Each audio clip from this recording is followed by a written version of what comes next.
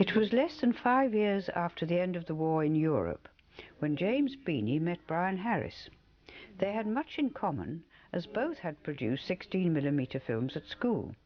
James made a documentary about activities at Stowe, which recorded the involvement needed to run a large school. Brian at Sevenoaks, with the help of friends, remade Hitchcock's The Man Who Knew Too Much. This partnership led to the formation of Walton Films.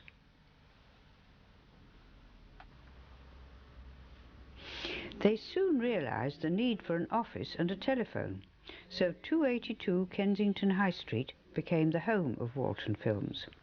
Erica Beanie and Dorothy Ridley were the first office staff, seen here having a preview.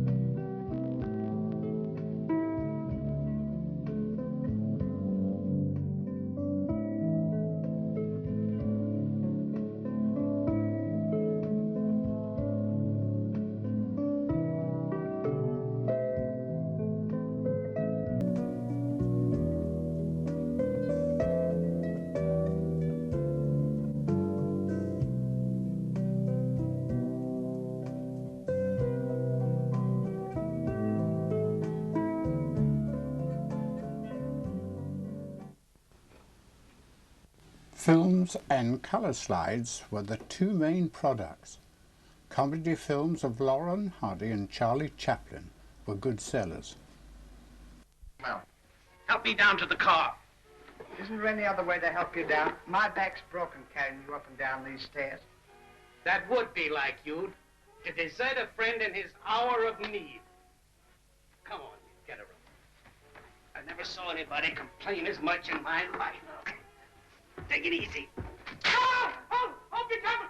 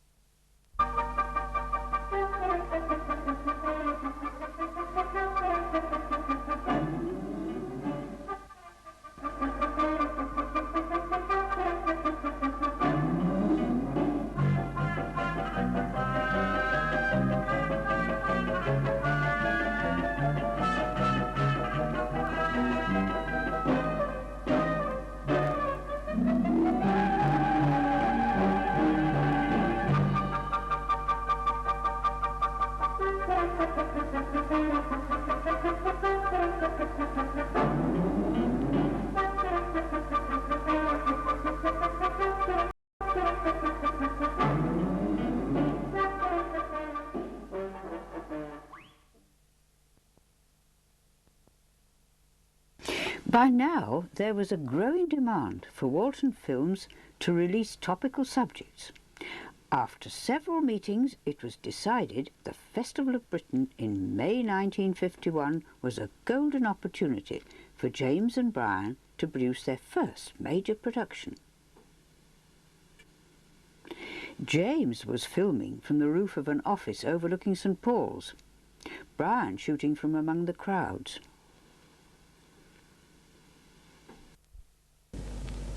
So that all people, as this century goes on, may be lifted to greater happiness.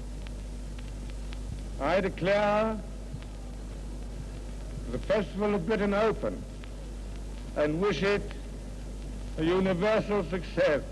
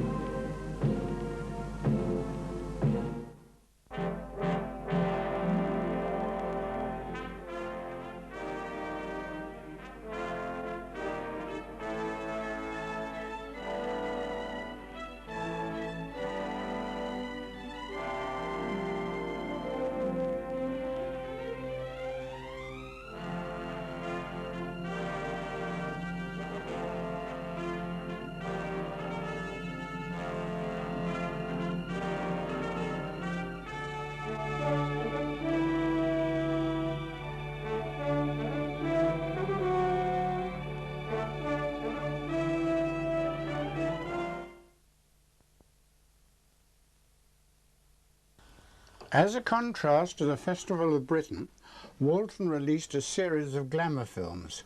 Paris nightclubs, bikini-clad girls proved popular, so James and Brian made sure their film cameras were often rolling. Glamour slides were soon to follow and backed up the considerable range of coloured travel slides.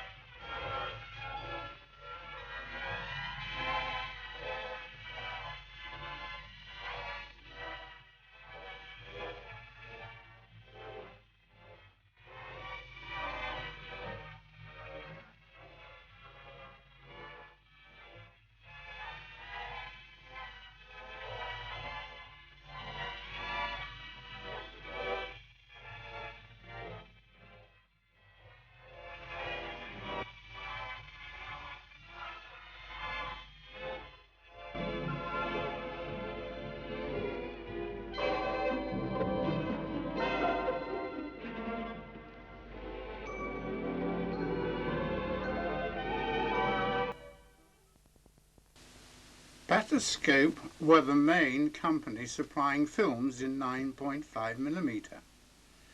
It seemed there could be a market for Walton in this gauge, especially as nothing was available in colour. However, after considerable thought, it was decided to approach a good engineering company to design and build a machine capable of perforating 9.5 sprocket holes and then slitting 16mm to 9.5mm. The strip of film shows the stages carried by the machine. At the bottom of the screen is the original 16mm. At the top, the final 9.5 film.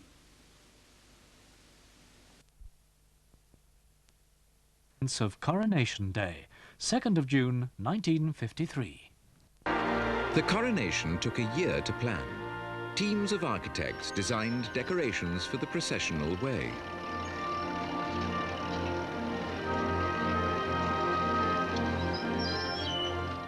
Walton filmed these scenes of London in Coronation Year, but had already taken a decision to make this historical occasion into a major film production.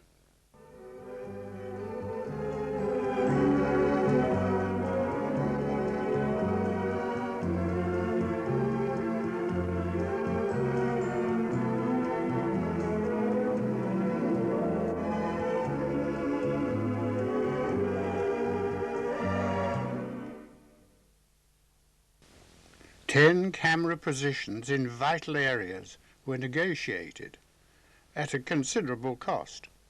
10 cameramen, including James and Brian, with suitable equipment, were then booked. It was important that special film cartons were designed. Advertisements appeared in various photographic and movie magazines. Quantities of leaflets were issued confirming the coronation film will be available in 8mm, 9.5mm and 16mm, in colour and black and white. prices starting at 21 shillings. Finally, the day arrived, but not the weather.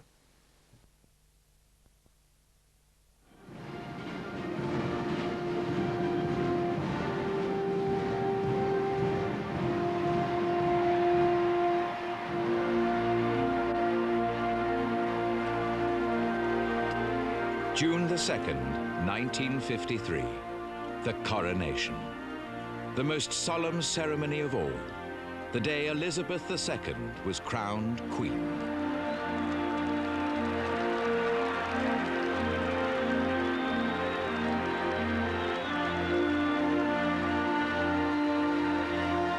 She rode to Westminster Abbey in a fairy tale coach. She was young, she was beautiful.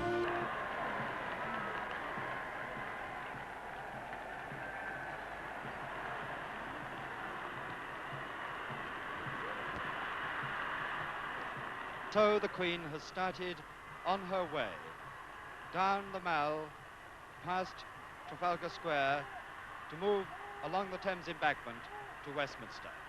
But we now go on ahead of the procession to Westminster Abbey.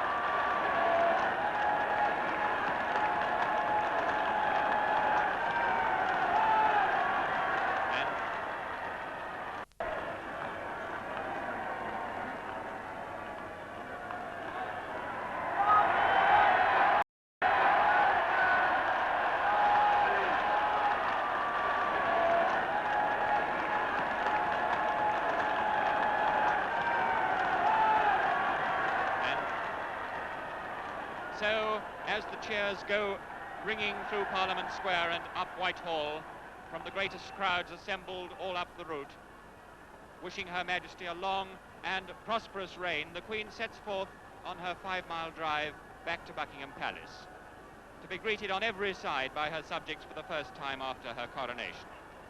Ahead, up Whitehall, along Piccadilly, and into Hyde Park,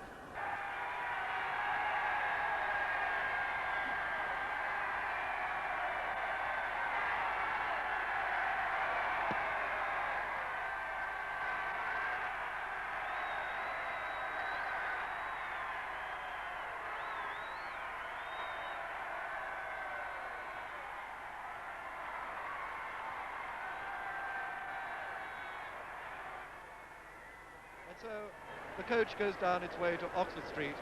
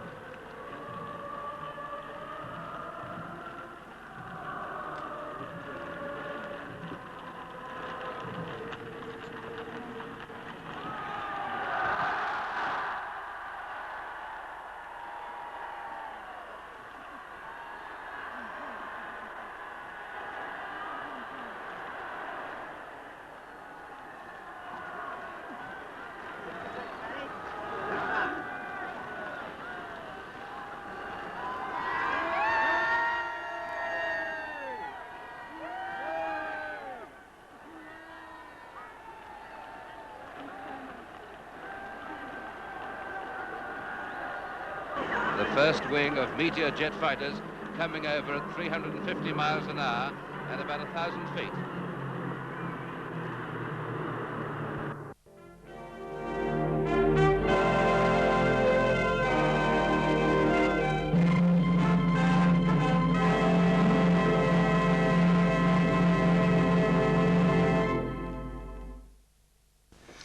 You have just seen a shortened version of the original Walton coronation film. A soundtrack has been added. Thousands of copies were sent by air to many parts of the world. And as the workload increased, in 1955 we engaged Brian Farrow as our sales manager. We exhibited at photo fairs in London, Cologne, New York and Tokyo. This resulted in agents being appointed in many territories. Before long, Peter Davey joined Walton to help cope with the ordering of copies from the film printers. Sabrina, the 21-year-old girl from Blackpool, started as a dumb blonde with a 39-inch bust in an Arthur Askey TV show. Walton were quick to spot she would be a sensational addition to their series of glamour films. Her agent was contacted, and in next to no time a contract was signed. It was the first film she had appeared in, and it was titled At Home with Sabrina.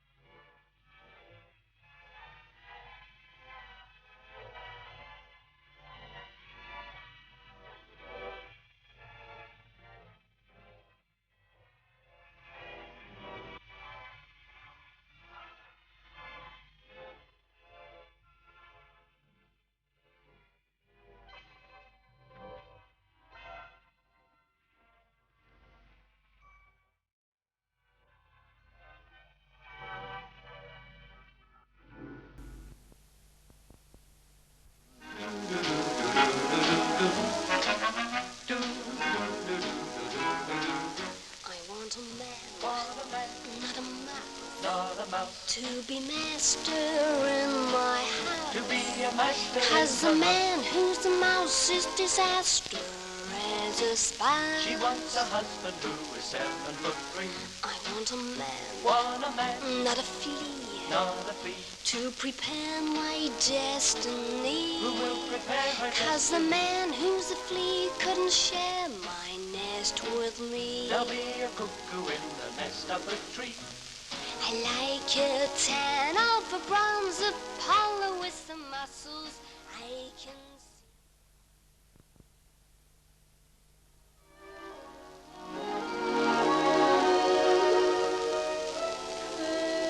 Persuade me, cuddle closer and persuade me. Whisper low and sentimental, be gentle, persuade me.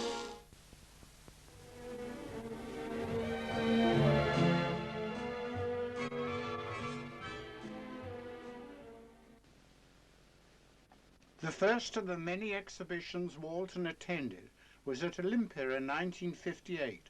Our star attraction was the glamorous Sabrina from the TV Arthur Askey show.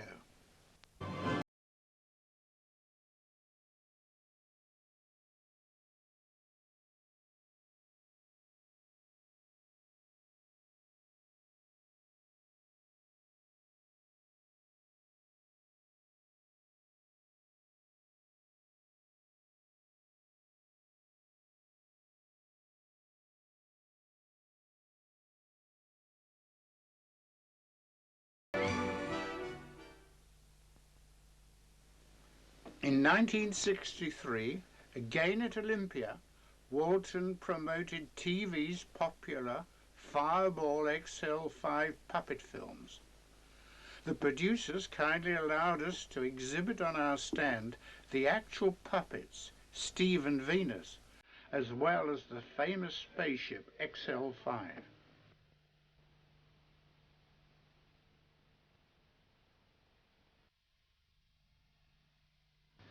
In addition to the movie films, colour slides were a huge attraction and very well displayed.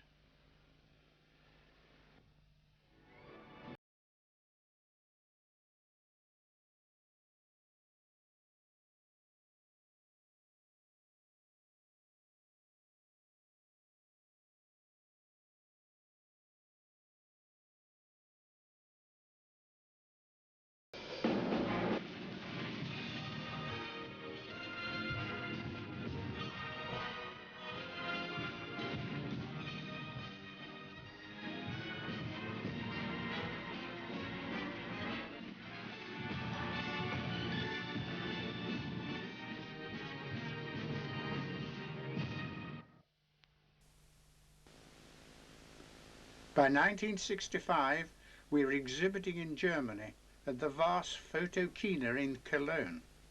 We shared our stand with our German agent and his staff.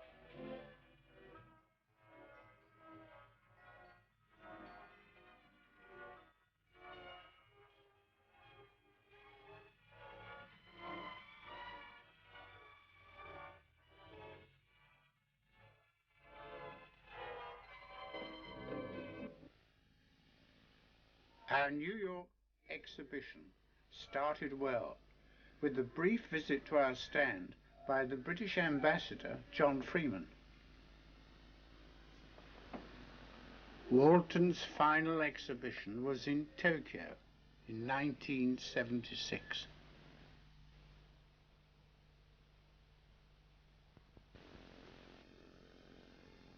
These exhibitions produced many export orders. The largest came from a company in Baghdad and was worth well over £250,000. A total of 73,000 films weighing 9 tons were transported by road.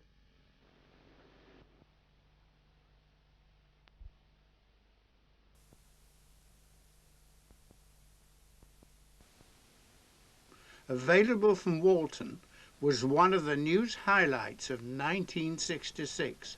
The Football World Cup, won by England against Germany.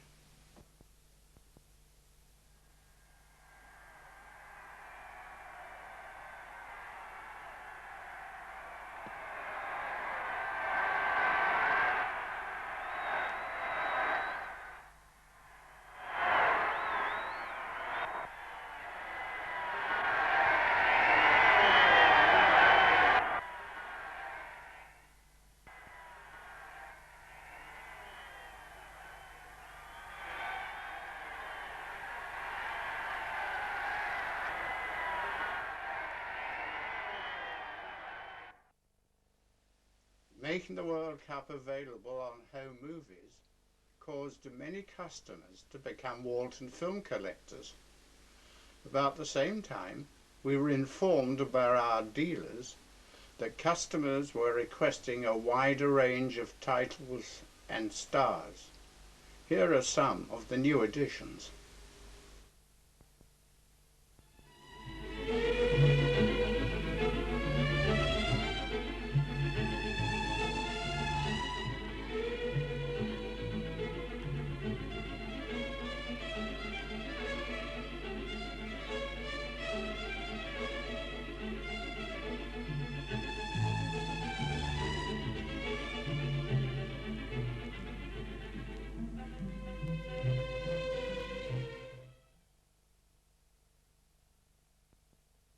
followed up with a selection of popular cartoon characters, including the fabulous Tom and Jerry series.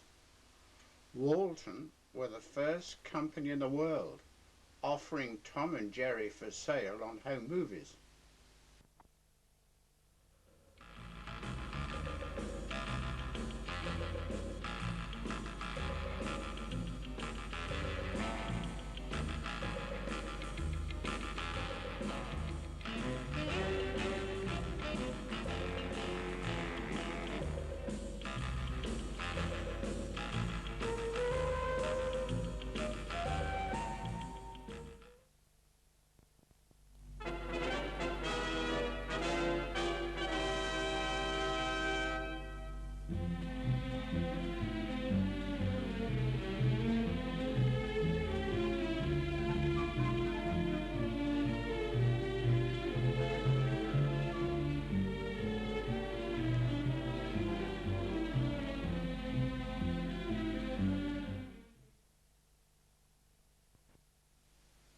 Railway enthusiasts constantly required more films on this subject, which proved good, steady sellers.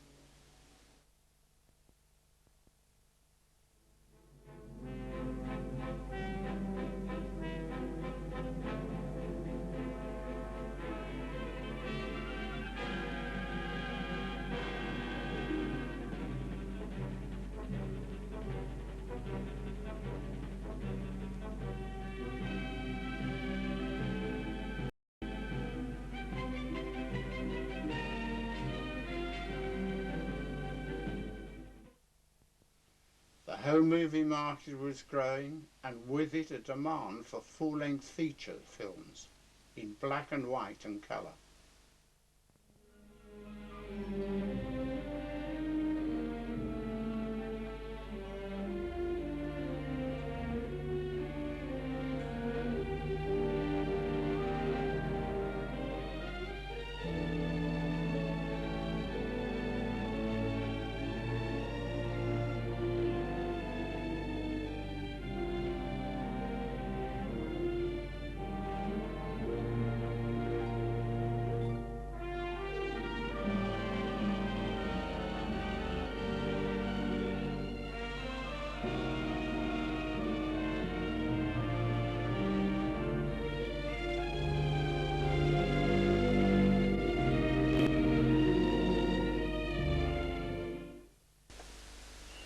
With the urge for more films came the demand for new carton labels.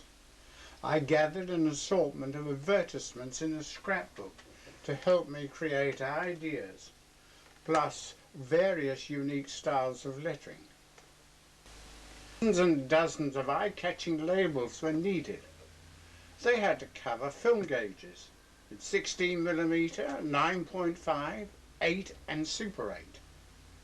Sound and silent, black and white and colour, in order to prevent confusion with the dealers. I would hand the artist an idea via a rough penciled sketch, sometimes with a photograph.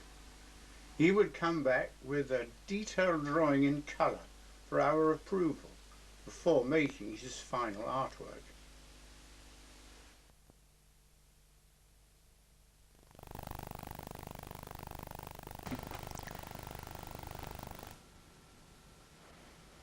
Walton House had floor space in the region of 9,000 square feet. Contractors were to erect offices and workshops to accommodate Walton's production of films and colour slides.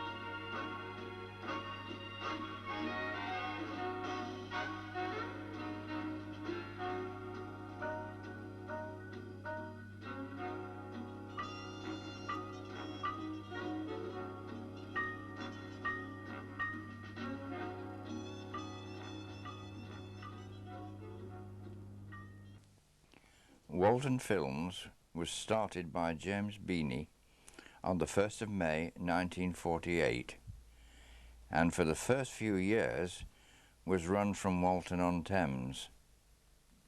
Premises in Kensington were acquired in 1951. By now, a partnership with Brian Harris had commenced. Then, in 1962, a major move to Richford Street. Walton was by now growing rapidly, and by 1973 it was decided to look to the future, when the sole responsibility for the business must pass to other shoulders.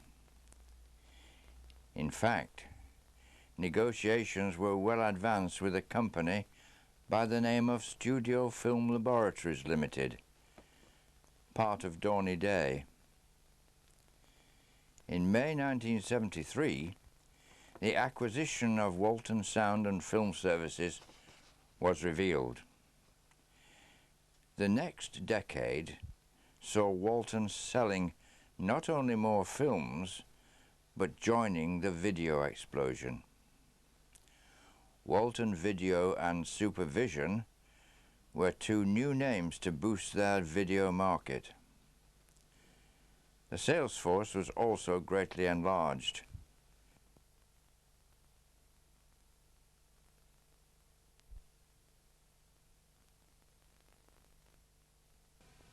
By now, dozens of video companies had appeared and disappeared. It was the summer of 1983, and the video revolution had claimed its latest victim. This time, it was one of the longest established and most respected names in home movies, Walton Films. The end of an era.